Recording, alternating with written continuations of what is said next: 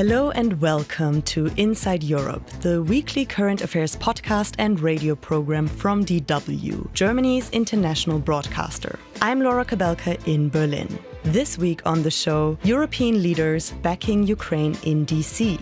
I think that we had very good conversation with President Trump. Very good. And it really was the best one, maybe the best one will be in the future. And we spoke about very sensitive points. The first one is security guarantees. Then, unexpected tariffs for Switzerland.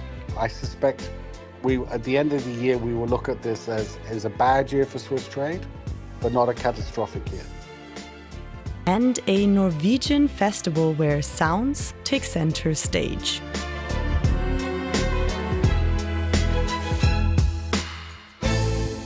We start with another highly anticipated meeting with US President Donald Trump.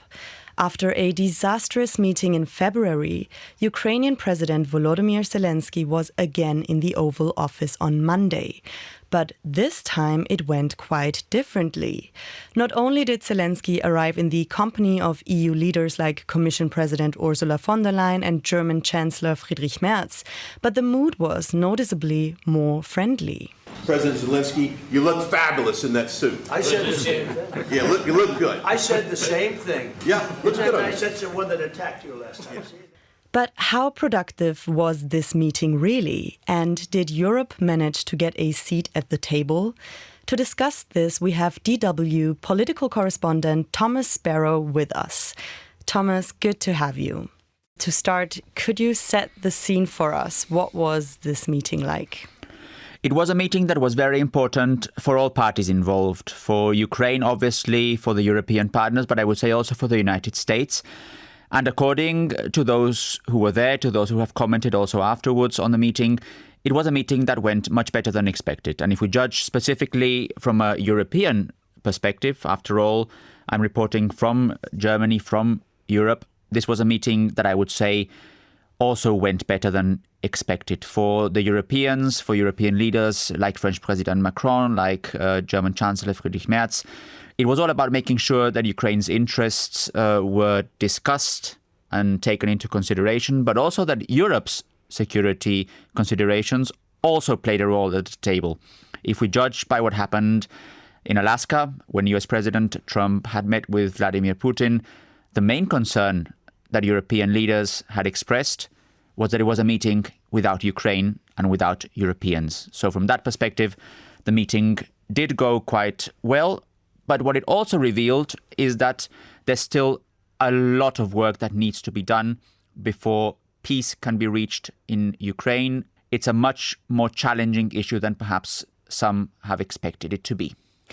What role is Germany playing here as Europe's biggest economy and Ukraine's key supporter next to the US? Is Berlin shaping this process? I wouldn't say shaping the process, but I would say that Germany's Chancellor, Friedrich Merz, is playing an important role within Europe. In fact, he chaired a meeting ahead of the Alaska meeting between Donald Trump and Vladimir Putin, and that was a meeting that was attended by several European leaders. And also, by the way, Ukraine's President Volodymyr Zelensky came to Berlin for that. And that actually also paved the way for European leaders to then, after the Alaska meeting, actually go together to the White House. And the fact that you had all these European leaders together at the White House with Zelensky meeting Trump is indeed a sign to a large extent of that role that Germany is playing at the international scene. That's one way of looking at it. The other way of looking at it is that essentially when you look at the meeting in Alaska between the two leaders, between Trump and Putin, essentially Europe didn't play an important role there. And there are many that are actually fearing that when it comes to actually signing an agreement, signing a deal to making sure that there's some kind of peace in Ukraine, that Europe's interest will not necessarily be considered as much as European leaders would like to. So far, I would agree to a certain extent, but it will ultimately be important to see what that is like when you're in the process of discussing and deciding on all those important issues that will be part of any peace agreement in Ukraine. On Monday, was there then any real breakthrough at this meeting? Was there anything concrete? Security guarantees is the absolute key term here. And I think from a European perspective, it is relevant to note that the US was on board when it comes to giving Ukraine security guarantees, because again, the fear was that a peace deal would not necessarily be supported in terms of security guarantees for Ukraine from the part of the United States. But the key elements there, the concrete elements there, will also be how they're all decided on, when they're decided on. So all the details, the actual concrete information of what those security guarantees actually mean. And that is something that cannot be decided so quickly. That will need a lot more consideration and discussion from the perspective of NATO, from the perspective of also European leaders and European institutions, also what role the United States would play, whether it would mean troops on the ground, whether it would mean some sort of commitment from NATO, whether it would be some sort of Article 5-like commitment from NATO. That's something that's being discussed as well. Those are all details that are still a bit up in the air. And a second element is something that was also not discussed, at least in detail, at least not publicly, in the meeting on Monday. Namely, the focus ahead of Alaska had been on Ukraine giving up part of its territory, which was obviously a huge thing for Ukraine and for the Europeans. They don't believe that's the best way forward to speak at this point of any kind of swap in territory or territory being given up. So at least from a European perspective, it was good that the focus on Monday at the White House was not on any kind of territory that Ukraine needs to then leave. It would be a discussion further on. From a European perspective, the first step, however, would be a ceasefire. And that is not something where necessarily European leaders see eye to eye with the United States. The US, especially the US government under Donald Trump, think that there could be a deal without a ceasefire. First, for European leaders like Friedrich Merz or Macron, first a ceasefire would be needed to then be able to discuss all the other elements. And among all those other elements, you would then have the very important, very controversial issue of territory swap or any kind of territory discussion. The US seems to be clearly the key mediator right now. Trump is even planning to bring Zelensky and Putin together soon. So does Europe actually have a seat at this table?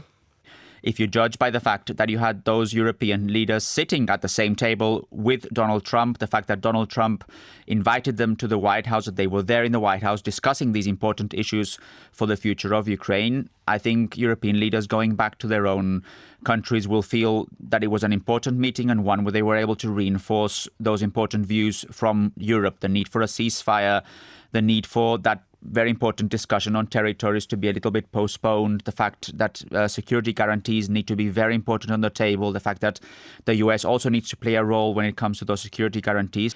However, this is not necessarily a sprint, it is more of a marathon kind of thing. So discussing all the details that will form part of a peace deal, of a peace agreement, will very probably take time.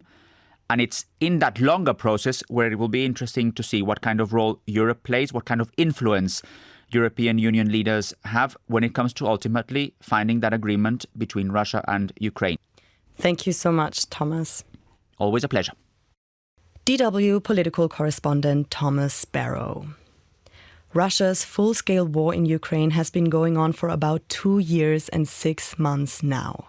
At least 13,883 Ukrainian civilians have since been killed, according to the UN Human Rights Monitor. One thing everyone seems to have learned about Trump by now is the fact that he is unpredictable. One of the latest countries to experience this firsthand is Switzerland. On August 1st, Trump levied a shocking 39% tariff rate against Swiss exports, much higher than the 15% negotiated by the European Union earlier this summer. Switzerland is not a member of the EU and has long been skeptical about integrating with the bloc on topics like trade, security and energy. So has its aloofness toward the European project suddenly become a liability? Novelist and journalist Jessie Jeffska-Stevens reports from Geneva. On August 1st, when Donald Trump announced sweeping 39% tariffs against Swiss goods, Switzerland was a picture of summer paradise. Locals streamed to its many lakes and riversides or took cool refuge in mountain peaks. Then, everything changed. Well, the problem with Switzerland, we have a $40 billion deficit with Switzerland. The mood in the blindsided nation was suddenly one of total catastrophe, reported Zurich-based newspaper NZZ, as affected manufacturers began to assess the fallout and the current right-wing government its humiliating defeat. Trump's tariffs are based on trade deficits. At $40 billion, Switzerland's is currently at a historic high. The dark humor to the situation is that most of this deficit has been driven by Trump himself.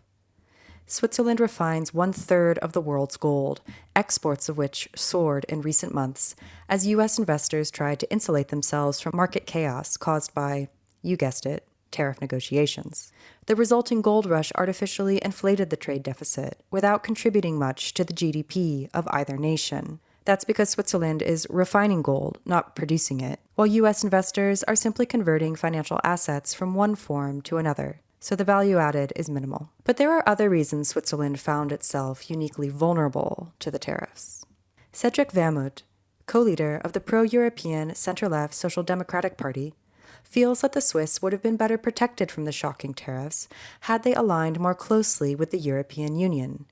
Probably the biggest deal ever reached in any capacity, trade or beyond trade. It is. It's a giant deal with lots of countries. Notably, the EU negotiated a much better, if still painful, 15% rate earlier this year.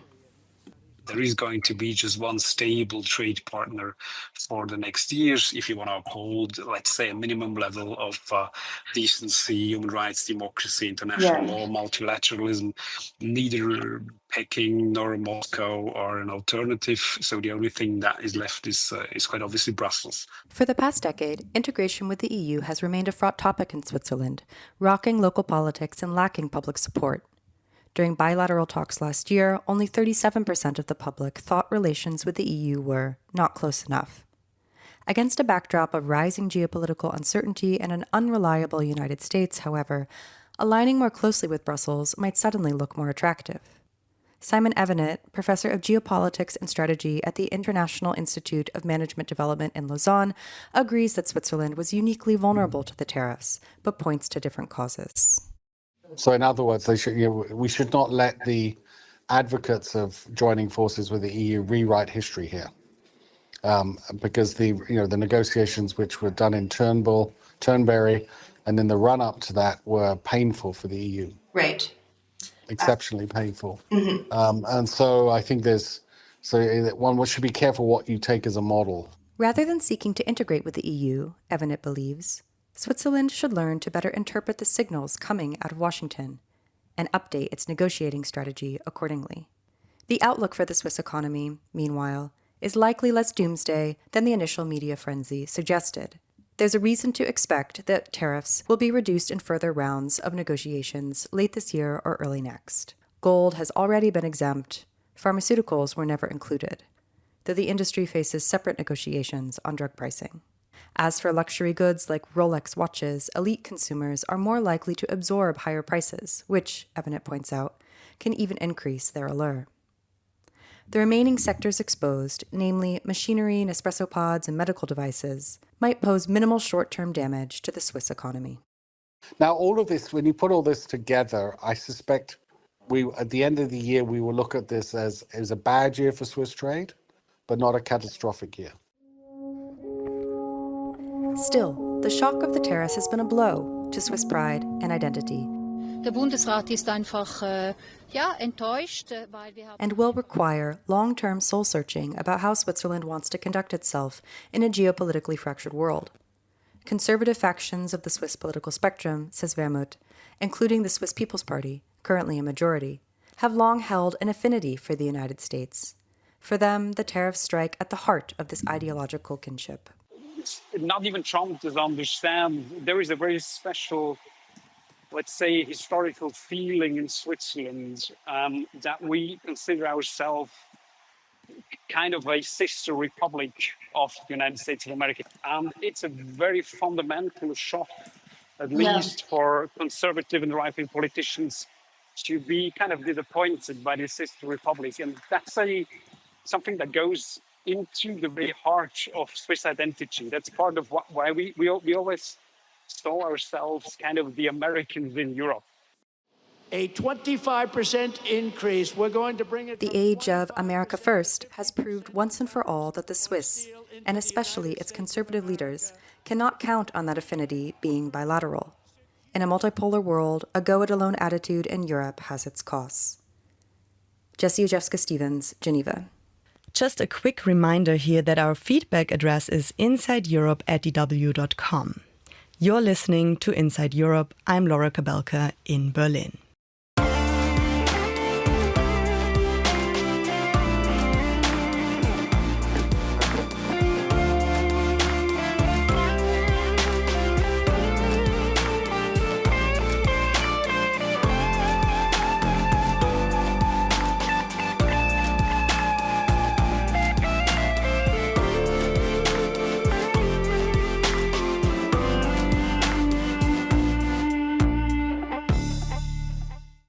Now, how often do you stop and listen? Really listen?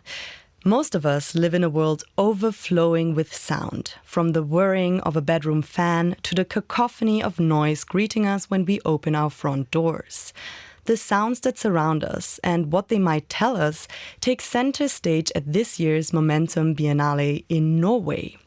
We sent Lars Bevanger to check out the contemporary art exhibition and to lend an ear.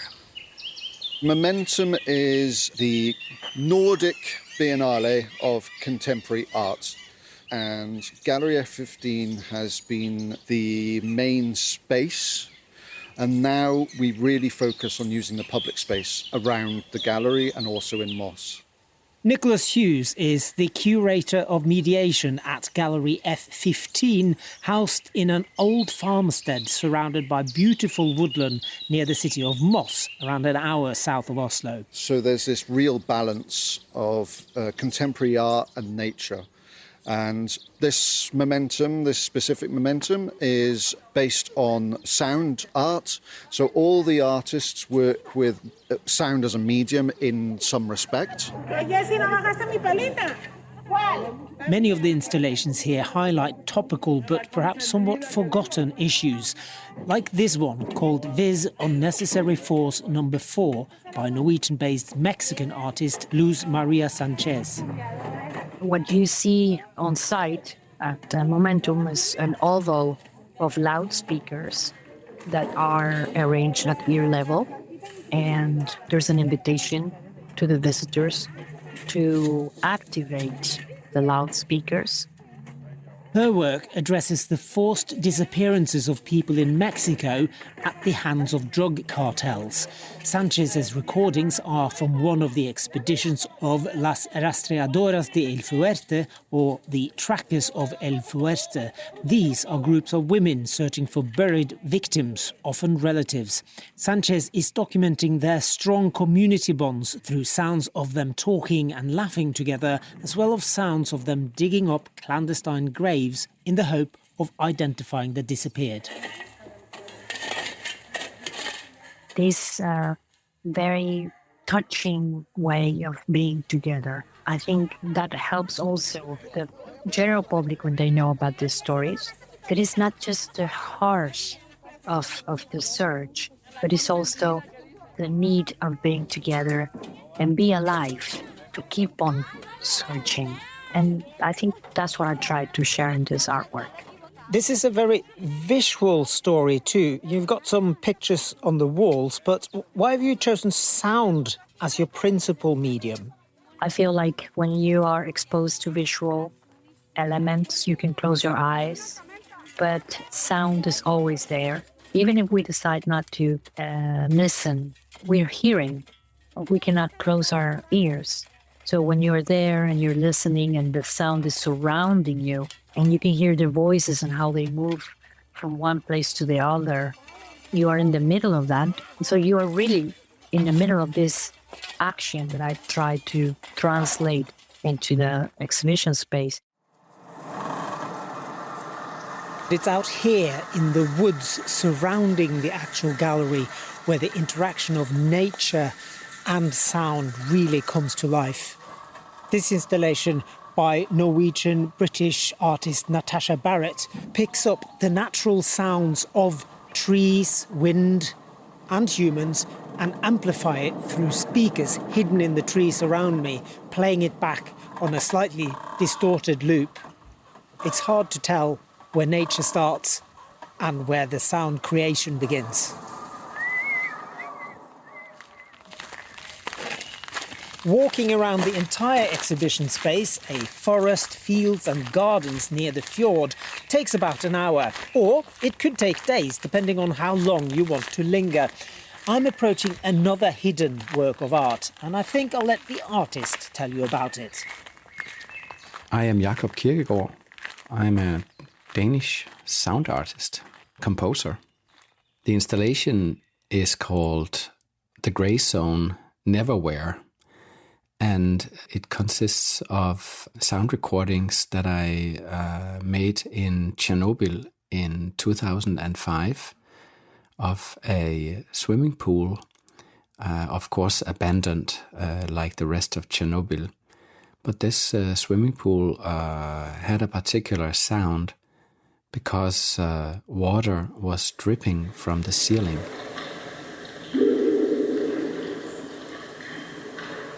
So you could say I'm in the middle of Jakob Kierkegaard's artwork now.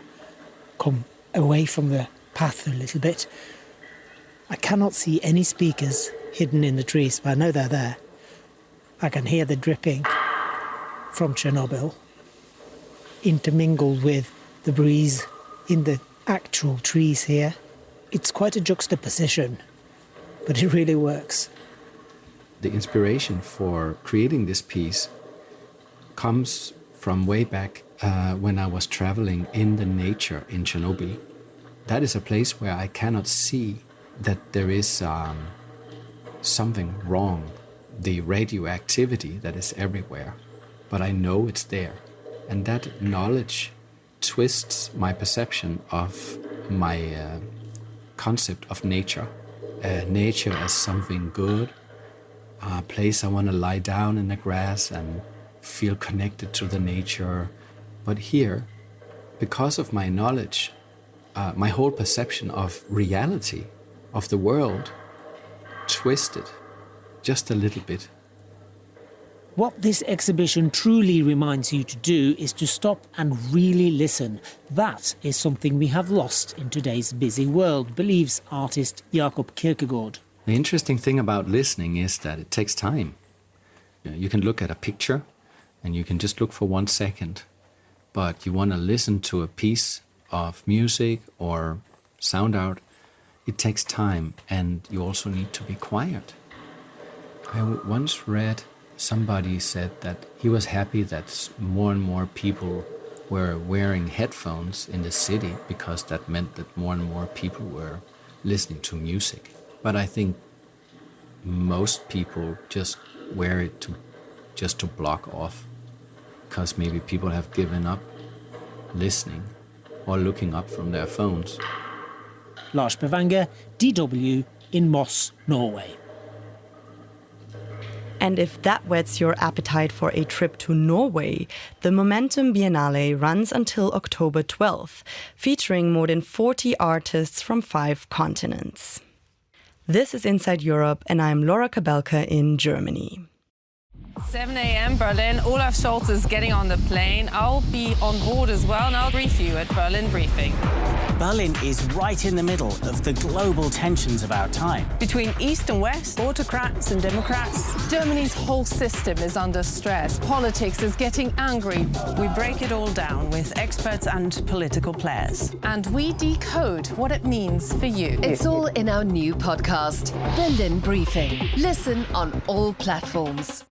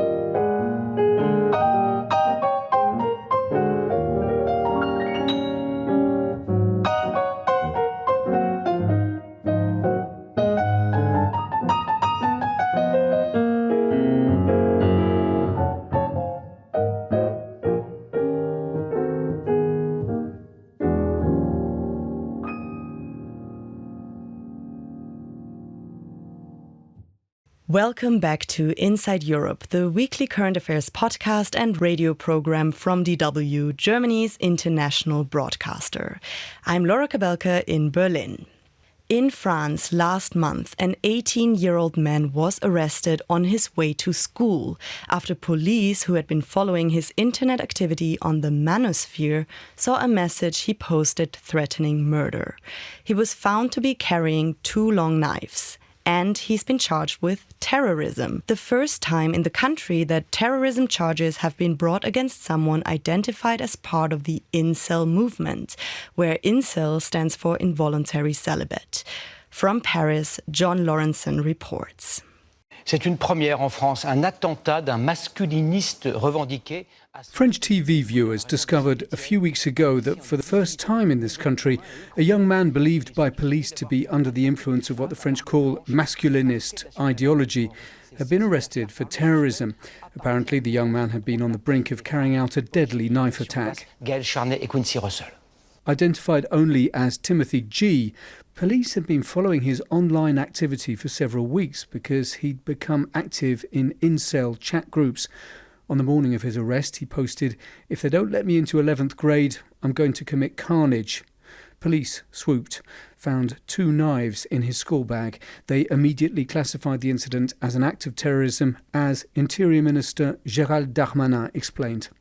This is terrorism in the proper sense of the word, he said. The incel movement is, he said, astonishing for the French, but these people are capable of killing women because they believe they are responsible for society's evils. Evian Leidig is an independent researcher specialised in online extremism and radicalisation. The arrest of this young man is representative of what is a growing threat of violent misogynistic terrorism, some of which could be classified as incel, although not all violent misogynists do identify with that incel label. Was his young age typical? When it comes at least to violent misogynists or to incel perpetrators, they tend to err on the younger side. These are usually boys between the ages of even as young as 13, but more commonly late teenage years to early adulthood. Whereas when it comes, for example, to, say, extreme right or Islamist attacks, we tend to see perpetrators on the older age spectrum.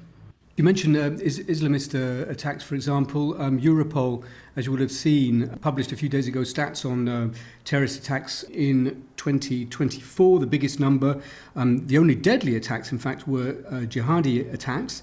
Then a close second came left-wing and anarchist. There was one non-fatal attack described as right-wing.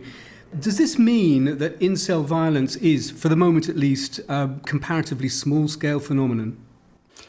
Well, based on Europol's report, it could indicate that perhaps violent misogyny or incel attacks are marginal in comparison to some other ideological motivators. But it is, unfortunately, a type of violence that we're seeing grow as there's been more reported cases of individuals inspired by violent misogyny or incel ideology. But the other difficulty with this type of attack is that oftentimes governments don't have the legal frameworks in place to be able to classify individuals under this, incel as an act of terrorism. We've only started to see a couple of governments, for example, in Canada, that for the first time prosecuted individuals with incel-motivated ideology. Would you say that the incel mindset is linked to other mindsets or ideologies that might be described as terrorist? We do see a close alignment between incels and right-wing extremism, but that's mainly because we see misogyny being the glue between these two different types of motivations. However, when it comes to incels or to violent misogynists, one way that we can separate them from the extreme right is a very sole focus on targeting women and LGBTQ individuals, and not necessarily having such a clear political ideology that right-wing extremists might have in terms of anti-immigration, Islamophobia, anti-Semitism, etc.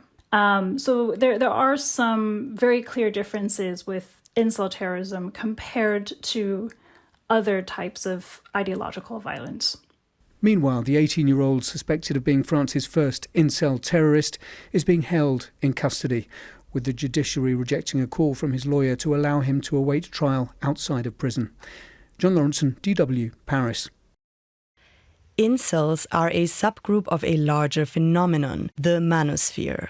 It's a whole spectrum of online communities where men discuss masculinity, relationships, looks, and gender politics. Let's take a deep dive. What is going on with young men right now?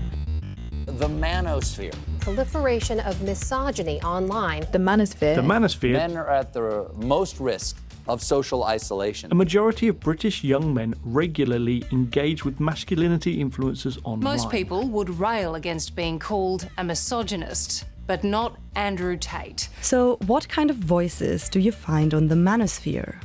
At the extreme end, you have the former kickboxer and alleged sex trafficker Andrew Tate. But females are barely sentient. Even the good ones. The manosphere also includes countless other voices, like Bismarck Ebiwe, Cliff Watley, Austin Dunham, or David Cooley.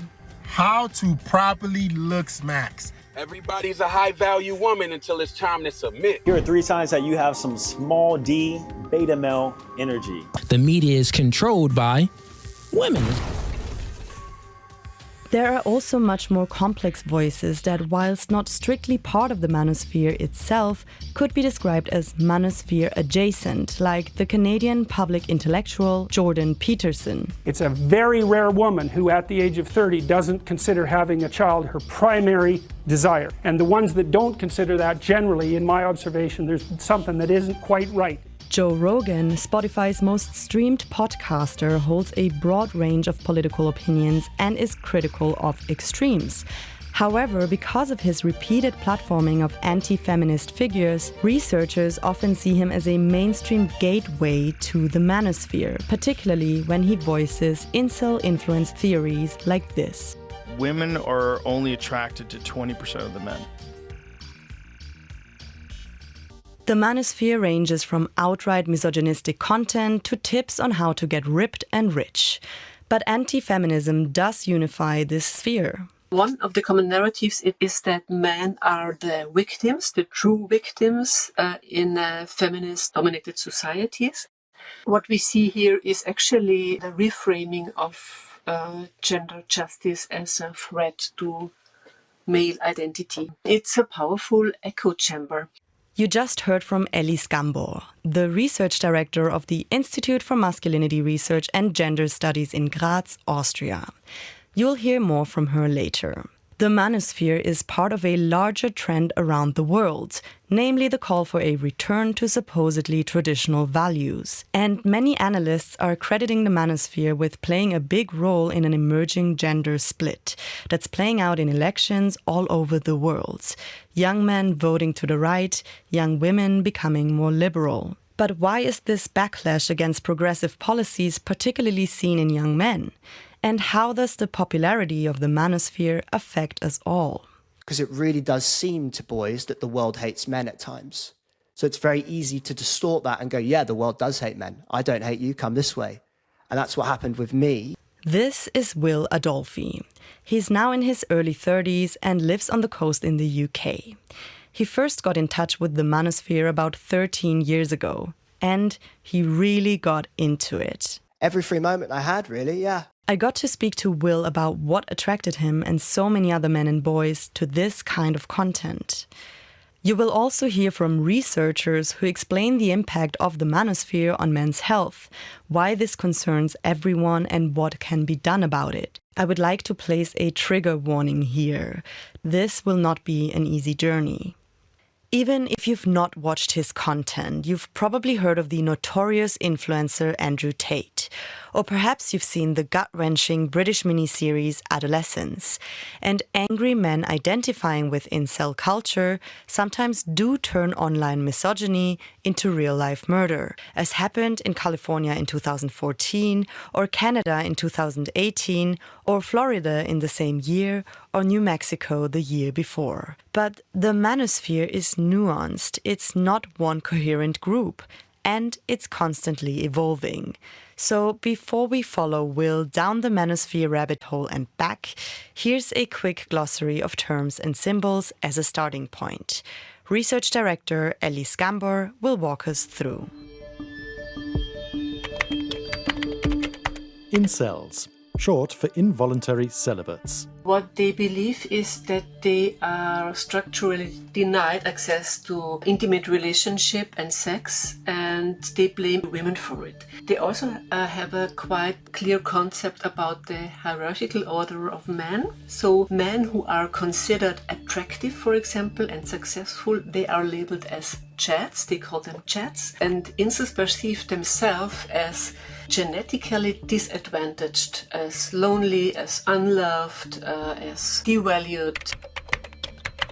The 80-20 rule, or the Pareto principle. The incel interpretation of the 80-20 rule is 80% of women want the top of the 20% of men. What they say is women are choosing only the very attractive man, the high status man, the chads, and rejecting all the other men, the average man, and the low value man, and they see themselves as the low value man. Pickup artists. For them, the role of women is different. Success with women is a matter of training and strategies. So they provide videos and they show behavioral tactics, very often framed through pseudo-scientific arguments, tactics to control women, to manipulate intimate relationship. Women here are not enemies, but they are targets to be won over, and actually they are completely devalued also. Men going their own way. This group doesn't really seek connection to women, but complete withdrawal. So they see relationship with women as inherently dangerous, as actually damaging men. So their concept of masculinity is centered on autonomy and detachment. Looks maxing.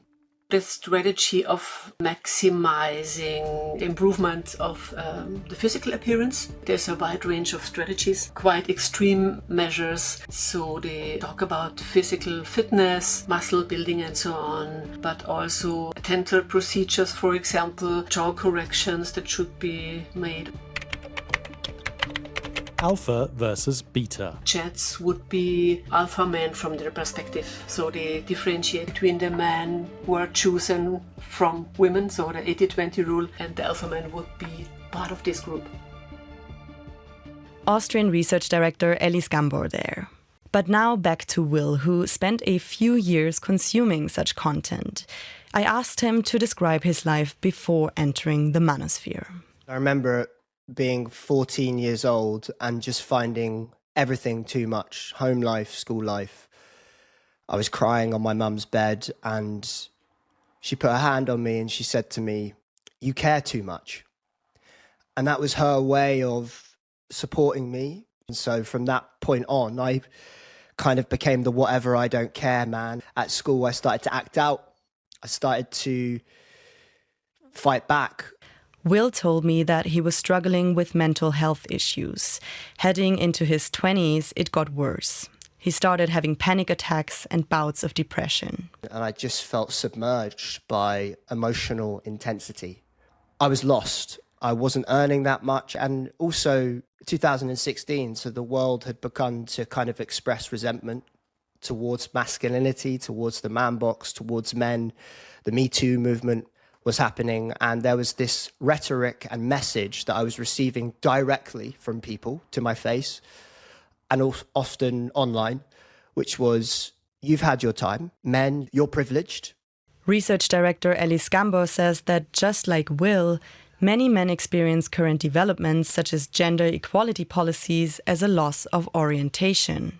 We see that public discourses increasingly center the voices of marginalized groups, thinking about people of color, queer communities.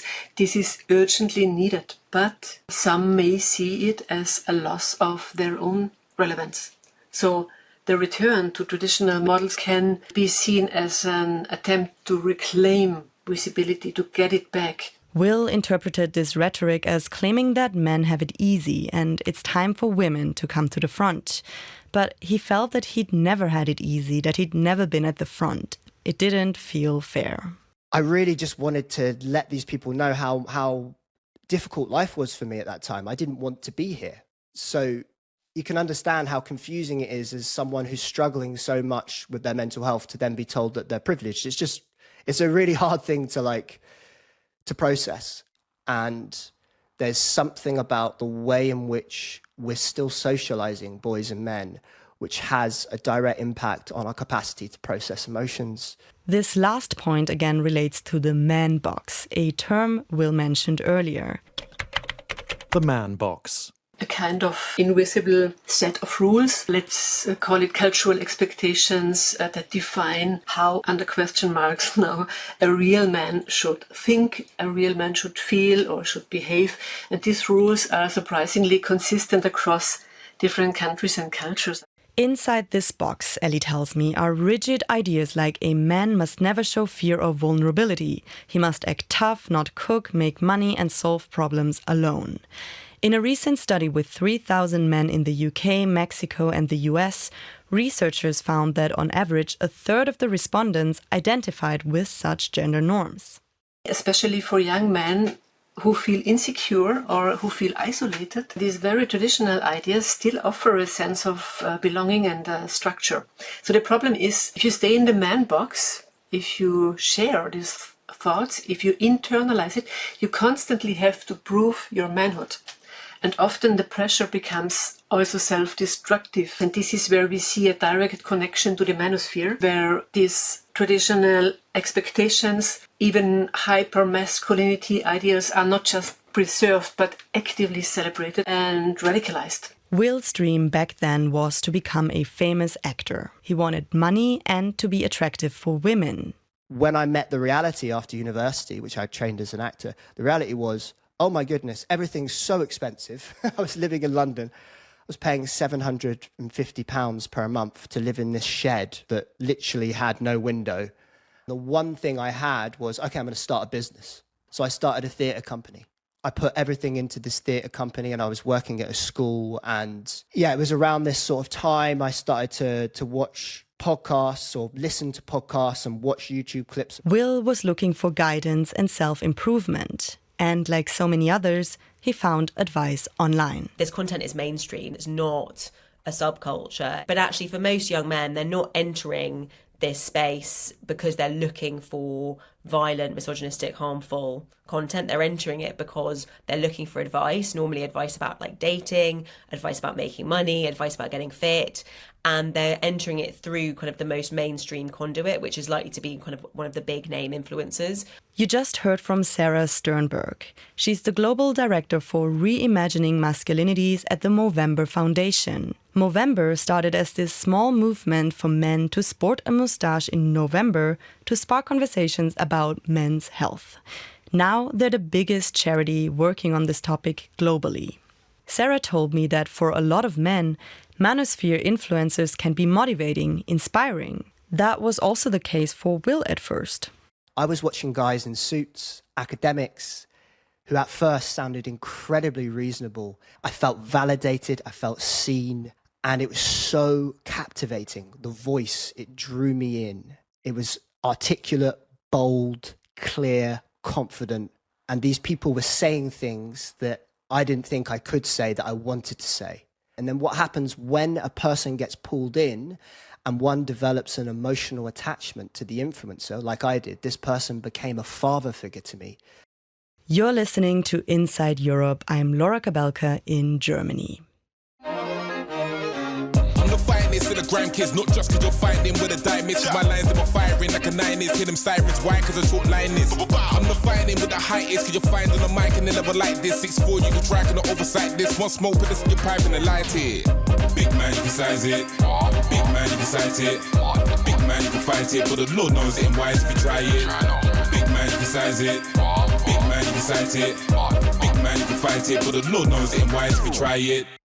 So Will would spend every free moment watching or listening to this content. It helped him get out of the ditch he was in. But then the content started to change. It just became more and more resentful towards women. Before I knew it, I was living in a binary world where it felt like you were either on side or you were against me. Fundamentally, it was really hard to experience inner peace because I had these polarity of voices in my head, like the masculinity influencer arguing with a feminist in my head. And It impacted my relationship with my partner at the time. You know, whenever she would talk about her experiences as a woman, I just felt like it was threatening my experience as a man. So in the short term, Will received some benefits, but in the long term, he told me, this content further contributed to his depression, anxiety, anger, feeling of worthlessness, and ultimately suicide risk. The Movember charity did a large-scale study on the effects of masculinity influencers, which suggests that this is not a coincidence. They found that those regularly engaged with this content are more likely to report feelings associated with poor mental health. They're also much more likely to take risky health behaviours, so they're much more likely to take steroids, diet pills, exercise when injured, than those who don't regularly engage. Will said that ultimately the deeper issues in his life were going unaddressed, and he still felt isolated and lonely, also reinforced by this us versus them worldview. In the offline world, he told me, he didn't have many discussions about politics or feminism because it would just turn into an argument and then he'd shut down. The harder thing to realize is just the conversations I wasn't having rather than the conversations I was having. So fast forward a few years to today. This meeting is being recorded. There we go. Hi, can everyone hear me okay? We've got a couple. Will has changed his life completely. He's now a psychotherapist and he goes to schools across the country to talk to boys about what happened to him and to create spaces for them to open up as well. You can follow him on Instagram at PsychWill, where he runs monthly Q&As to support parents in navigating what he calls the online masculinity crisis. I asked him how all this change came about.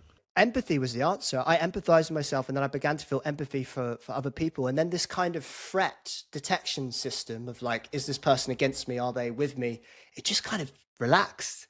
And I started to see, I was like, oh my God, we all want the same thing. We all want to be seen. We all want to be heard.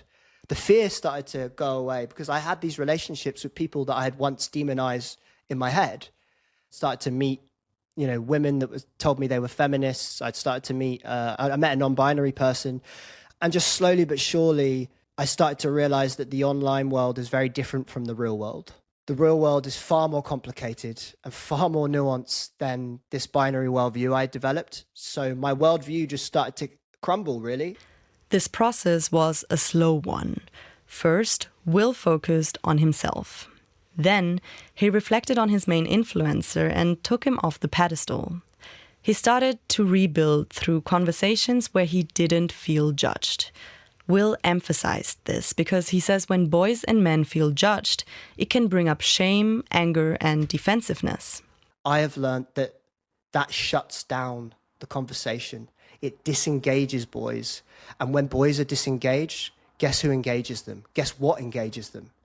It's the online world. That's exactly why research director Elise Gambor recommends the following approach to parents and teachers. We need to create a space for open discussion, for open conversation, a curious conversation. We should rather ask questions and listen than giving advice. Instead of saying that's nonsense, we should rather ask kids what's interesting about the video, why is it important for you? Ellie also says that there is still a lack of awareness, that many still don't understand that especially young people are living online. These digital spaces are not a separate part of one's life. She suggests looking for the following signs that someone is drifting into the manosphere. This can include misogynist statements or anti-queer remarks. It could include withdrawal, for example, from friends or also from the families. Or it could include that suddenly the term red pill or black pill is used, or the 80-20 rule, or they talk about femoid. Femoid, females. A dehumanizing term for women, meaning they are not real human. Red pill, black pill. I think you know the movie Matrix. If you take a red pill, this stands for awakening. You can realize that you are being oppressed in a feminist system. If you take the blue pill, you can realize it. The black pill ideology represents more a radical hopelessness. They have a very nihilistic concept about themselves and they cannot change it, and they blame women for this, and this is why some of them really, they take the gun and go out and kill women. In the UK, a YouGov study in 2023 found that only 1 in 6 boys aged 6 to 15 have a positive view of Andrew Tate. But most of them do know him. And according to Will, the fact that they are watching this content means it will creep into their heads. Just because someone is saying they don't like or do like, what I have learned is it's very hard to know how what I'm watching is impacting me. Because if I'm watching it over and over and over, it almost becomes like a form of brainwashing. The manosphere is not only filling, but also profiting from a void. Let's not forget, these influencers are making money off this content. Controversial streamer Sneeko, for example, said he was making tens of thousands of dollars monthly on YouTube alone. That was, of course, before he was banned for violating community guidelines. Men and boys want to be addressed. They are looking for answers to their struggles. There are other role models out there, however. The reality is that boys won't just be boys. Boys will be what we teach them to be. Ben Hurst, for example, is promoting healthy masculinity online, and he also gives workshops at schools. GQ magazine calls him one of the anti-Tates. But his account seems like a drop in the ocean compared to the millions of views that Andrew Tate videos, uploaded by third parties since Tate's accounts were blocked, still attract. Apart from healthier role models, Sarah Sternberg from Movember says that it's important to focus on community building and destigmatizing emotional vulnerability. And so a big part of our work at Movember is thinking about kind of what can be done to strengthen young men's friendships and relationships with one another, particularly as they kind of emerge into adulthood. I think there's some really sad statistic that by the age of 40, I think 1 in 5 men have like no close friends. So male friendship is something that really does sort of disappear for young men as they get older. And that's not the case for women. And we know that like social connections have such a powerful role to play in like protecting your health. Sarah told me that they're also training therapists to better adapt to men's needs. And men's health, she argues, isn't only an issue affecting men. Men's health, I think, is an area of focus for us, partly because it is underfunded and underexplored, but also because it has a big social impact on those around men. There are links, certainly, around mental health, poor mental health, and men and kind of violence. As we've heard earlier, those consuming manosphere content reported feelings associated with poorer health, and that ripples out to affect others. Just look at the correlation between poor mental health and domestic violence, for example. So if we do succeed in supporting young men properly, if we acknowledge their struggles, move beyond the man box and provide healthier role models, this would benefit everyone. Ellie Scambor has the statistics to prove it. Her Institute for Masculinity Research and Gender Studies has conducted a new cross-Austria study, and it shows that a fair distribution of unpaid care work within the family can prevent domestic violence. When the father, however, has the final say in family decisions, for example, the risk of physical violence against children is greatest. Focusing on men's health and struggles doesn't have to take away from the importance of women's or minorities' issues. It's really important for me to say that and be explicit about it. It's an and, not an or. Will Adolphi agrees. And we get trapped in that limbo, this zero-sum game of, if we talk about your pain, then that devalidates mine. And what I've learned is that there's space for it all. And that's it for today. This program was produced by Kate Laycock and me, Laura Kabelka. Our sound engineers were Michael Springer and Ben Zemke. Inside Europe comes to you from DW in Bonn and Berlin.